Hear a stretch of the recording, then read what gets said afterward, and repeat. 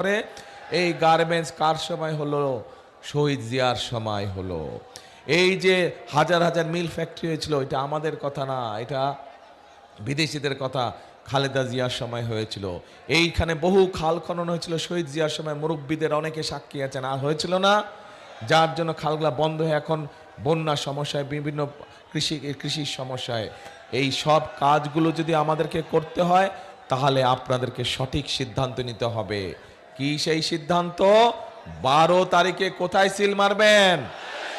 কোথায় সিল মারবেন? কোথায় সিল মারবেন? ধানের শীষে সিল মারতে হবে। এখন প্রিয় ভাই বোনেরা, আপনাদের সামনে আরো দু একটা কথা বলি। রাত তো অনেক হলো, বেশি দেরি করবো না। আরো 2টা মিটিং বাকি আছে আমার আরো 2টা মিটিং বাকি আছে। এখন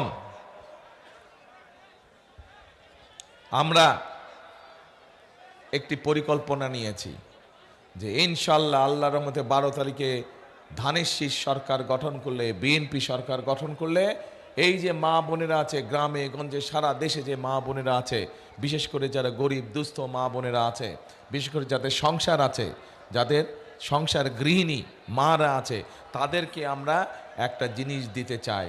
কি জিনিস? সেই জিনিসটার নাম হচ্ছে, এটা কি বলেন তো? হ্যাঁ, আরে আপনারা তো জানেনই ভাই, তাহলে আর বলুন কি? ফ্যামিলি কার্ড দিতে চাই। এই ফ্যামিলি কার্ডটা দিয়ে আমরা দুস্থ পরিবার যারা আছে, মধ্যবিত্ত পরিবার যারা আছে, নিম্ন মধ্য পরিবার, প্রত্যেকটি গ্রামের পরিবারকে আমরা সহযোগিতা দিতে চাই, যাতে করে খালেদা ভাই এক মিনিট কি বলে?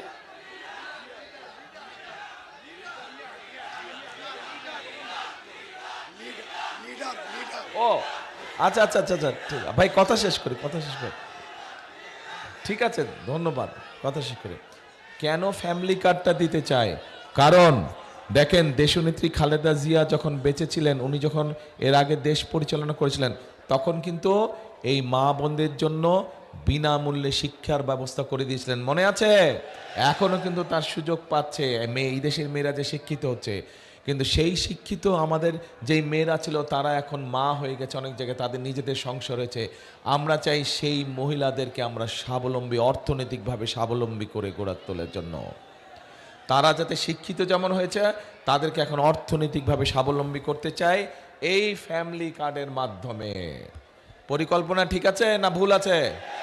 ঠিক আছে, আচ্ছা। তাই যদি হয়, এবার আসেন, এই যে সারা দেশে এখানে কৃষিকাজ করেন, কে কে হাত তোলেন তো ভাই? কারা কারা? সবাই তো কৃষিকাজ করে, এত কৃষক, তাহলে তো খুব ভালো। তার মানে দেখেন, এই যে আপনারা এত মানুষ হাত তুললেন, কৃষিকাজ করেন, তার মানে এই দেশের সবচেয়ে বড় সেক্টর হচ্ছে কৃষি সেক্টর। এই সেক্টরে সবচেয়ে বেশি মানুষ কাজ করে। আমরা এই কৃষক ভাইদের পাশে দাঁড়াতে চাই। এর আগে যখন শহীদ জিয়া ছিলেন, তখন কৃষকদের, সেই আমলে অনেক মুরব্বী আছেন, ওই যে এক মুরব্বী দেখছে অনেক আগে, শহীদ জিয়া যখন, তখন এই দেশে কৃষকদের সেচের অসুবিধা হতে শহীদ জিয়া খাল খনন কর্মসূচি করেছিলেন। এই জেলাতেও তো অনেক খাল আছে, বিভিন্ন খাল কি, হ্যাঁ অনেক খাল আছে এখানে কিশোরগঞ্জ, রাইট? তো এখন এই খালগুলো খনন করার ফলে তখন কৃষকদের পানির সুবিধা হয়েছিল। এরপরে যখন খালেদা